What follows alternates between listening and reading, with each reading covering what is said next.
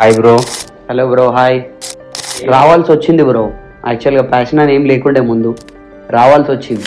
చేస్తుంటే ఒక 3 to 4 years వరకు అసిస్టెంట్గా చేసిన. మీరు అనుకుంటారు మేము ఏదో పోయి ఆడ ఎంజాయ్ చేస్తాము, స్టోరీ పెట్టంగానే స్టోరీ ఎంజాయ్ చేస్తాము అని కాదు. ఏడ్చిన రోజులు ఉన్నాయి. నువ్వు చూసేటి వైరల్ అయినాయి బ్రో, వైరల్ కానీ ఇంకా చాలా ఉన్నాయి. ఇంకా స్క్రోల్ చేస్తూ ఉండు, అప్పుడు తెలుస్తుంది నీకు కింద ఎంత కష్టపడ్డాము అని. కింది నుంచి రా, నీ ఓపికనే డిసైడ్ చేస్తుంది బ్రో. మొత్తం నీ లైఫ్ మొత్తాన్ని, నీ ప్యాషన్ని ఏదైనా సరే నీ ఓపికనే డిసైడ్ చేస్తుంది. నీ క్రియేటివిటీ, నీ ఓపిక.